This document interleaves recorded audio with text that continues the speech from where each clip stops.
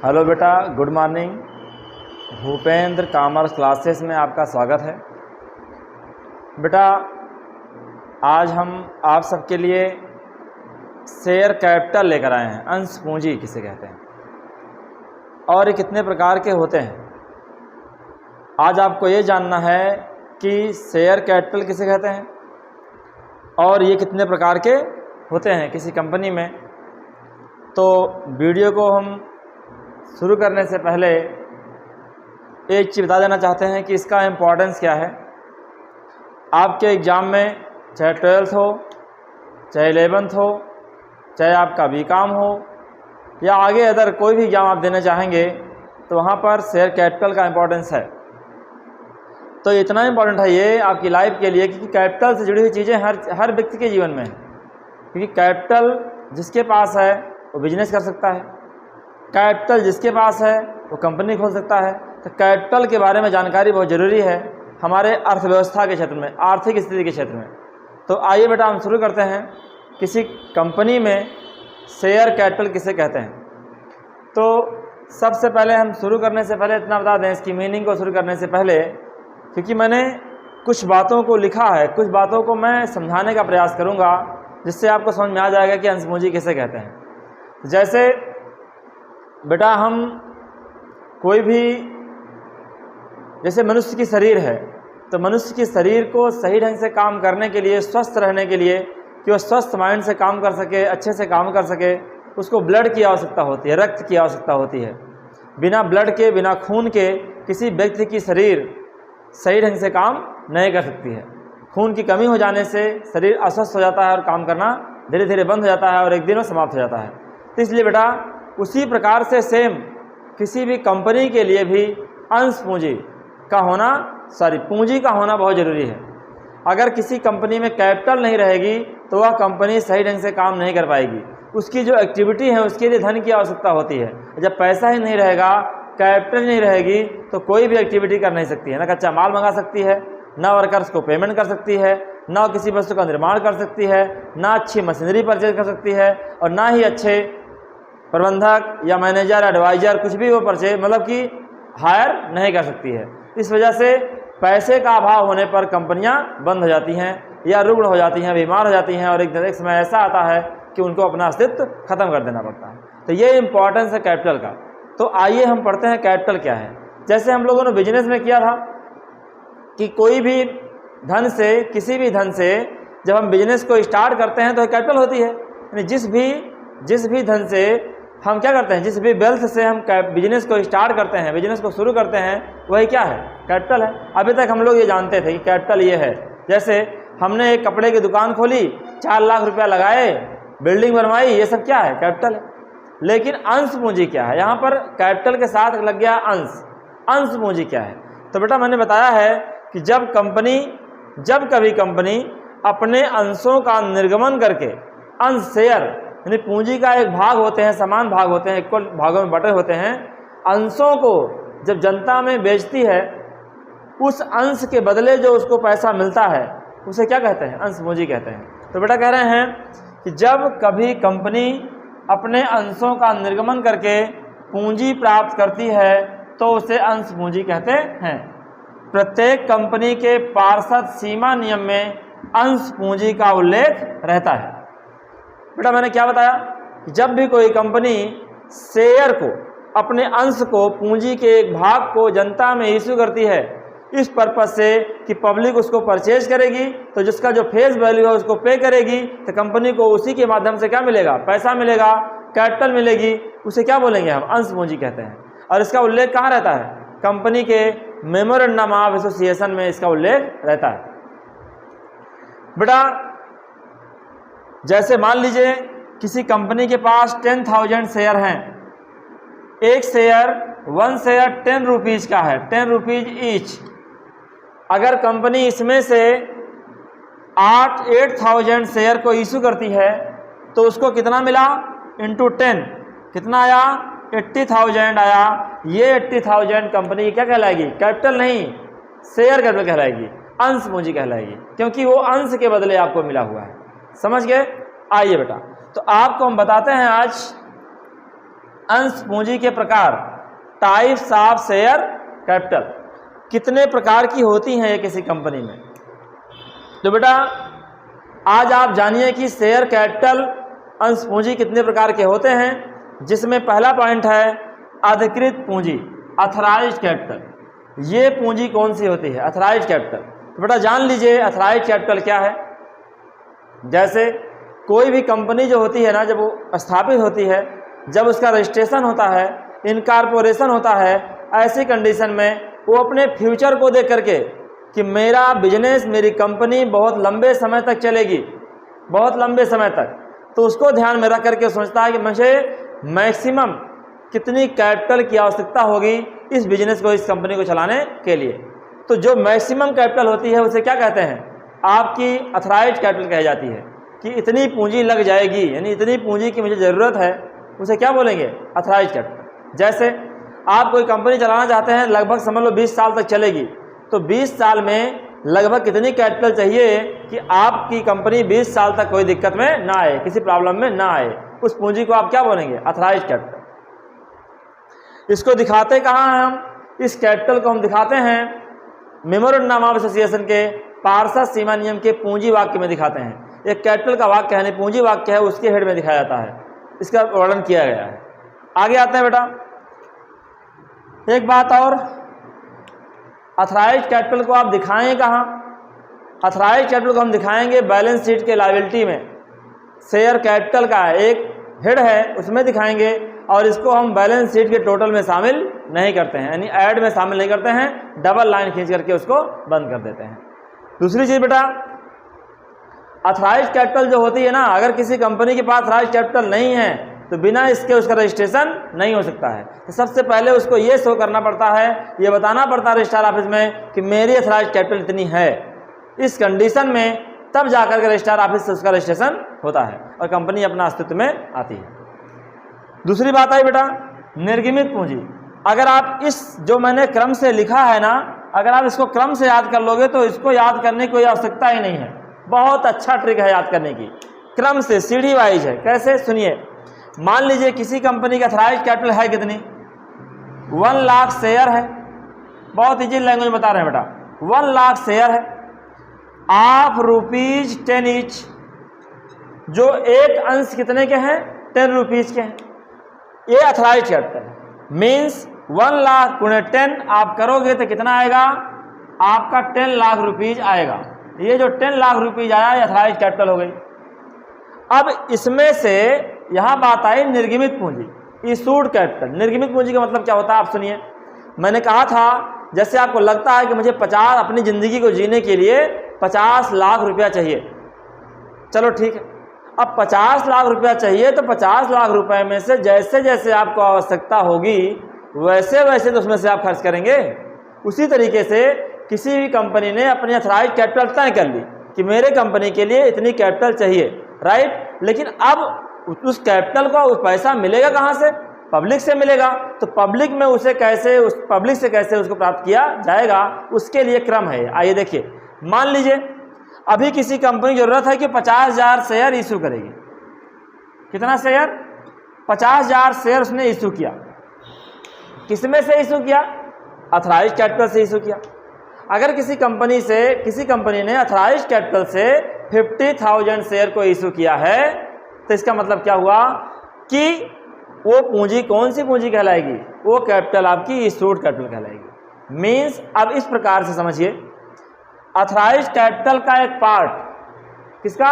अथराइज्ड capital का एक part जो पब्लिक में इशू कर दिया जाता है, किसके लिए? पैसा, कैपिटल प्राप्त करने के लिए, उसे हम क्या बोलते हैं? इशूड कैपिटल कहते हैं। अर्थात 1 लाख शेयर गुणे 10 लाख को अथराइज्ड कैपिटल कहेंगे। 50,000 शेयर गुणे 10 यानी 5 लाख को हम क्या कहेंगे? इशूड कैपिटल कहेंगे, यानी निर्गमित पूंजी मानी जाएगी। अब मैंने क्या किया है? निर्गमित कर दिया है इसलिए कि पब्लिक उस शेयर को परचेज करे। तो अगला स्टेप क्या होगा जरा समझ लीजिए। अथराइज्ड कैपिटल तो समझ गए, इसका एक पार्ट क्या होता है? Issued capital. अब अगली सीढ़ी क्या है? देखिए अगला क्रम क्या है, अगला प्रकार क्या है? प्रार्थित पूंजी, सब्सक्राइब कैपिटल। चलो बेटा, आपने जब पब्लिक में शेयर को इशू किया ना, तो आपका कंपनी का पर्पस क्या था? कंपनी का पर्पस ये था कि जो पब्लिक है, जो इन्वेस्टर्स हैं, वो हमारी कंपनी में अपना पैसा इन्वेस्ट करने के लिए अप्लाई करेंगे, एप्लीकेशन देंगे।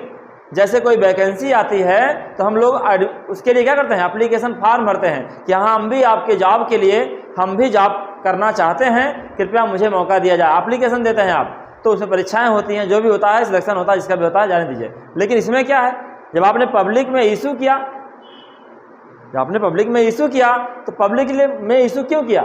इसलिए किया कि पब्लिक हमारे उसको खरीदने के लिए, मेरे शेयर को परचेज करने के लिए क्या दे, एप्लीकेशन दे। तो आइए देखिए क्रम से, जैसे इसका वह भाग जिसको मैंने क्या किया, जनता में निर्गमित किया परचेज करने के लिए, तो निर्गमित हो गई। वैसे यहाँ भी है निर्गमित पूंजी का, यानी इशूड कैपिटल का एक पार्ट, या इशूड कैपिटल के इक्वल बराबर, या इशूड कैपिटल से ज़्यादा। क्योंकि जैसे मान लीजिए आपने 50,000 शेयर इशू किया है, तो 50,000 शेयर का ही लोग एप्लीकेशन दे सकते हैं कि हाँ हमको 50,000 चाहिए, या 60,000 के लिए एप्लीकेशन दे सकते हैं, हमको 60 चाहिए, या 40,000 शेयर के लिए भी एप्लीकेशन दे सकते हैं।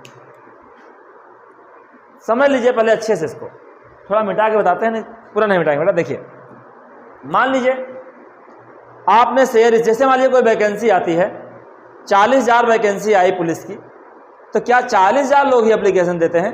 नहीं, बहुत सारे लोग देते हैं ना, लेकिन मिलता कितने लोगों को जॉब है? 40,000 लोगों को। कभी कभी ऐसी वैकेंसी मान लीजिए आ जाए जिसका कोई वैल्यू नहीं है, लोग उसको इंपॉर्टेंस ना दे, ऐसी इतनी पेमेंट ना हो कि 5-4 हज़ार सैलरी हो और वैकेंसी निकल जाए 20,000, समझिए। तो मान लीजिए उसमें कोई रुचि ना ले और 20,000 वैकेंसी निकाले, 10,000 ही एप्लीकेशन आया, तो बताओ कितने लोगों को जॉब सर्विस देंगे आप? 20,000 के लिए आपने वैकेंसी निकाली थी, एप्लीकेशन 10,000 लोगों ने दिया है, हमको जॉब चाहिए, तो 10,000 लोगों को ही तो जॉब दोगे, 20 कहाँ दोगे, क्योंकि एप्लीकेशन ही नहीं आया। तो वैसे ही शेयर में आइए समझते हैं, जैसे 50,000 शेयर आपने इशू किया, उसमें उसके लिए एप्लीकेशन कितना आया? एप्लीकेशन 50,000 शेयर के लिए ही आया, तो कोई दिक्कत नहीं है, 50,000 आया, 50,000 इशू किए थे, सबको दे दो। लेकिन जब एप्लीकेशन कितना आया, 60 आ गया, इशू किए थे 50,000, एप्लीकेशन कितना आ गया, 60,000, तो इसका मतलब क्या है, ये हो गया ओवर सब्सक्रिप्शन, अति अभिदान, यानी जितना इशू किए थे उससे ज़्यादा आ गया। और फिर कैसे, कभी कभी 50 इशू करते हैं, कम आ जाता है, 40,000 के लिए एप्लीकेशन आया, कम क्यों आता है? कि कंपनी गुडविल अच्छी नहीं है, कंपनी इतनी फेमस नहीं है, कंपनी के बारे में लोग कम जानते हैं, इसलिए कम आया। कभी कभी ऐसा भी होता है। अब समझिए सवाल ये जो मेरा टॉपिक है, प्रार्थित पूंजी, सब्सक्राइब्ड कैपिटल क्या है? तो एट लास्ट समझिए कि इशूड कैपिटल का एक पार्ट, या इशूड कैपिटल से मोर देन, या इशूड कैपिटल से लेस देन, या इशूड कैपिटल के बराबर, इक्वल। जब कोई पब्लिक क्या करता है, एप्लीकेशन देता है कि हाँ हमें आपके शेयर को परचेज करना है, तो उसे क्या बोलते हैं? सब्सक्राइब्ड कैपिटल कहते हैं, यानी प्रार्थित पूंजी कहते हैं। जैसे 50,000 शेयर इशू किया गया था, उसमें से 50,000 के लिए एप्लीकेशन आया, तो इस 50,000 गुणे 10 को हम क्या बोलेंगे? 5 लाख को प्रार्थित पूंजी कहेंगे। 60,000 के लिए आया तो 60,000 गुणे 10 6 लाख प्रार्थित पूंजी कहेंगे, सब्सक्राइब कैपिटल कहेंगे। 40,000 के लिए एप्लीकेशन आया तो 40,000 गुणे मान लीजिए जो भी है। मेरा कहने का मतलब ये हुआ कि जितना आपके लिए एप्लीकेशन आया है परचेज करने के लिए, उसे हम क्या बोलेंगे? प्रार्थित पूंजी, यानी सब्सक्राइब कैपिटल। ये आता किस में से है? जितना आप इशू किए रहते हैं उसमें से ही आता है, अथराइज से नहीं। अगला बेटा याचित पूंजी, कॉल्ड अप कैपिटल। अब जब लोगों ने एप्लीकेशन दिया कि मुझे आपके शेयर को परचेज करना है, तो आपने क्या किया? आपने ये किया कि उनको उनके नाम शेयर अलॉट कर दिया। ठीक है, आपने एप्लीकेशन दिया है तो हम आपको शेयर देते हैं। ठीक है, जब दे दिए तो रूल ये है कि मान लीजिए एक कंपनी की जो एक शेयर की वैल्यू है वो 10 रुपया है, तो एक कंपनी के शेयर की जो वैल्यू है 10 रुपया है, उसको पूरा इकट्ठा नहीं मांगा जाता है कि आप एक मुश्त में दे दीजिए, फर्स्ट किस्त में पूरा पैसा दे दीजिए इकट्ठा। जैसे आप 10,000 शेयर 50,000 शेयर लिए, 50,000 गुणे 10 सीधे 5 लाख रुपया हमको इकट्ठा दे दीजिए, नहीं। उसमें डिमांड करता है इस तरह, जैसे 10 रुपये वाले हैं तो 2 रुपया एप्लीकेशन पे दे दो, 4 रुपया आप दे दो अलॉटमेंट पे, 2 दे दो फर्स्ट कॉल पे, 2 दे दो सेकंड कॉल पे। 2 application, 4 allotment, 2 first call, 2 second call.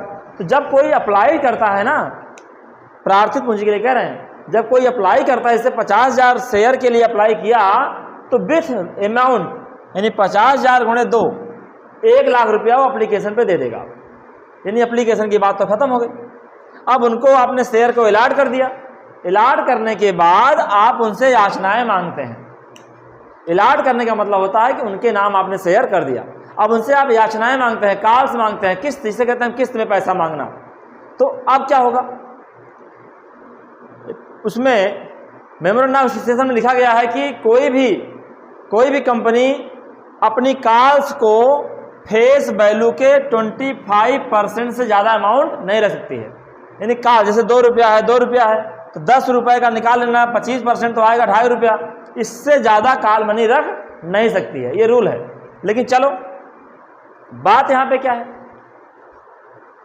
याचित पूंजी की, कॉल्ड अप कैपिटल की वही क्रम, प्रार्थित पूंजी का वह भाग यानी पार्ट ऑफ सब्सक्राइब कैपिटल, जिसको आपने जनता से पैसा मांग लिया है, अमाउंट रिसीव करने के लिए कॉल कर दिया है कि भैया आप पैसा दीजिए, उस पूंजी को हम क्या बोलेंगे, कॉल्ड अप कैपिटल कहेंगे। अब अगली पूंजी है चुकता पूंजी, पेड अप कैपिटल, किसे कहते हैं चुकता पूंजी। तो पेड अप कैपिटल क्या है, वही क्रम देखिए, याचित पूंजी, जिसे आपने मांगा था कि भैया पैसा दीजिए, और लोगों ने क्या किया, शेयर होल्डर ने क्या किया कि आपका पैसा जो मांगे थे उसको उन्होंने चुकता कर दिया, दे दिया, पे कर दिया, तो ऐसी पूंजी को हम क्या बोलेंगे, पेड अप कैपिटल। भाई आप मांगे थे, आपको पैसा मिल गया तो चुकता पूंजी हो गई। अगला है संचित पूंजी, रिजर्व कैपिटल। ये कौन सी कैपिटल है, हम लोग का नेचर क्या है, जो हम लोग अर्न करते हैं, जो हम लोग कमाते हैं, अपने फ्यूचर के लिए भी कुछ ना कुछ बचा के रखते हैं, सेव रखते हैं। उसी तरीके से कंपनियां भी करती क्या हैं, जो उनके पास कैपिटल होती है ना, उसमें से कुछ कैपिटल को वो अपने पास फ्यूचर के लिए रखती हैं कि कभी कंपनी का समापन होगा या कभी कंपनी को नेसेसरी होगी पैसे की, पूंजी की, तो क्या करेंगी, वो उस पूंजी में से कुछ पूंजी को बचाकर रिजर्व रख लेती है। उसे हम क्या बोलते हैं, रिजर्व कैपिटल कहते हैं, संचित पूंजी कहते हैं। तो बेटा एक सरसरी निगाह से आपको हम बताते हैं फिर से, अथराइज्ड कैपिटल क्या है, अथराइज्ड कैपिटल वह है जिस कैपिटल से कंपनी का रजिस्ट्रेशन होता है। निर्गमित पूंजी क्या है, अथराइज्ड कैपिटल का एक पार्ट जिसको आपने पब्लिक में इशू कर दिया है परचेज करने के लिए, क्रय करने के लिए, उसे बोलते हैं इशूड कैपिटल। इशूड कैपिटल का एक पार्ट जिसे आपने जनता से, जिसके लिए जनता से एप्लीकेशन आ गया, प्रार्थना पत्र आ गया, उसे क्या बोलेंगे, सब्सक्राइब कैपिटल। और सब्सक्राइब कैपिटल का एक पार्ट जिसको आपने पैसा मांग लिया है, जनता से डिमांड कर लिया है कि आप पैसा पे करिए, उसे बोलते हैं कॉल्ड अप कैपिटल। अब कॉल्ड अप कैपिटल का एक पार्ट जितना आपने डिमांड किया था, मांगा था, उसको जनता ने क्या किया, शेयर होल्डर ने क्या किया, चुकता कर दिया, दे दिया, उसे क्या बोलेंगे, पेड अप कैपिटल। और लास्ट में है संचित पूंजी, या वह पूंजी होती है जो जनता से मांगी ही नहीं जाती, फ्यूचर में आवश्यकता पड़ेगी तब डिमांड किया जाएगा, उसे बोलते हैं क्या है, संचित पूंजी, रिजर्व कैपिटल।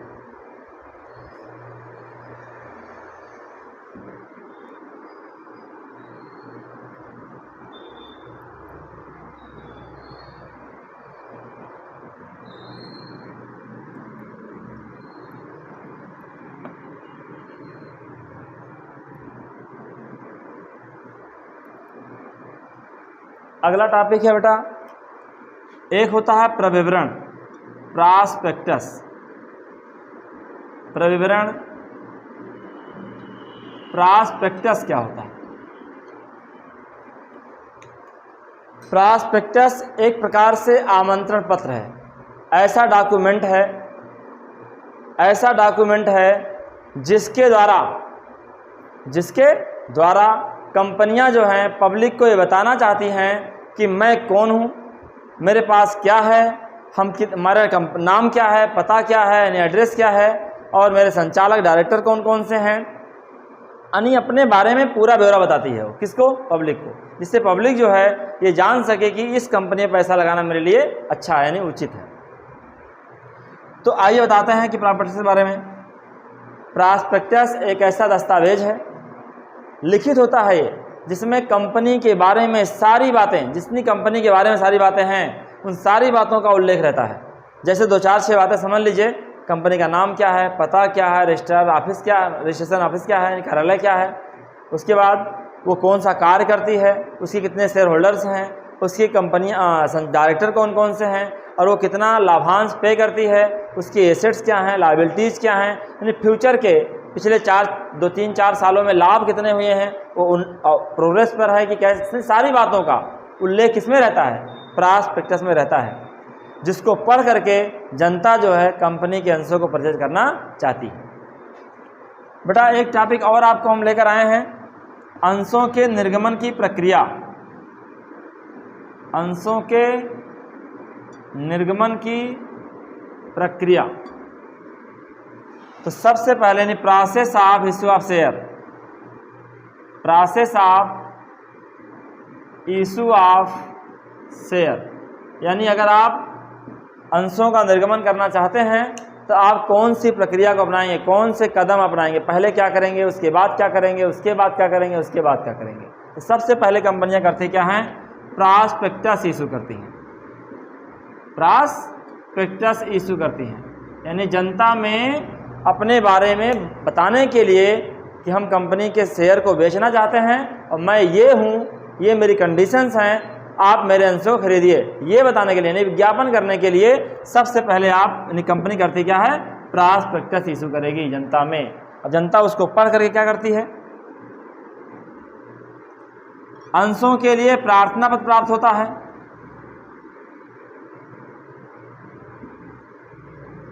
प्रार्थना पत्र प्राप्त होता है, यानी एप्लीकेशन प्राप्त होता है अंशों के लिए, जो प्रॉस्पेक्टस को पढ़ करके जनता करती क्या है, आपके लिए अंशों के लिए अप्लाई करती है। अप्लाई करने के बाद कंपनियां क्या करती हैं, उनके नाम शेयर अलाट करती है, शेयर अलाटेड, यानी जो लोग एप्लीकेशन दिए थे उनमें से किसको शेयर देना है, किसको नहीं देना है, वो शेयर उनके नाम किया आता है, उसे कहते हैं शेयर अलाटेड। उसके बाद अंतिम और आखिरी स्टेप क्या है, कॉल्स, यानी याचनाएं मांगना, क्या करना, याचनाएं मांगना। उसके बाद अलाट करने के बाद कंपनियां किस्त में फर्स्ट कॉल या सेकंड कॉल का पैसा डिमांड करती हैं, किससे, शेयर होल्डर्स को। उसे क्या बोलते हैं, याचनाएं, यानी कॉल्स इन, मतलब कॉल्स इन फर्स्ट कॉल या कॉल्स इन सेकंड कॉल, जो भी होगा। आप समझ लीजिए कि अंशों के निर्गमन का प्रोसेस क्या है, सबसे पहले प्रॉस्पेक्टस इशू होगा, उसके बाद जनता द्वारा एप्लीकेशन आएगा, फिर उन एप्लीकेशन होल्डर को जिन्होंने एप्लीकेशन दिया है आप उनके नाम शेयर अलाट करेंगे, उनको उतना शेयर देंगे और फिर उनसे फर्स्ट कॉल या सेकंड कॉल के रूप में उनसे कॉल प्राप्त करेंगे। ये पूरा प्रोसेस क्या होता है, अंशों के निर्गमन का होता है। बेटा आज आपके लिए मैं क्या लेकर आया, शेयर कैपिटल क्या है, इसके टाइप्स क्या हैं, प्रॉस्पेक्टस क्या है और अंशों के निर्गमन की प्रक्रिया क्या है। संक्षेप में मैंने बताने का प्रयास किया है, इसको अपने हिसाब से मेंशन करने का थोड़ा कोशिश करिएगा। और एक चीज़, अगर कोई भी डाउट लगे, तुम्हें कोई भी दिक्कत हो तो आप मुझे इस नंबर पर कॉल कर सकते हैं या व्हाट्सएप कर सकते हैं या कमेंट में लिख सकते हैं, हम आपके सुझाव को जरूर स्वीकार करेंगे। धन्यवाद।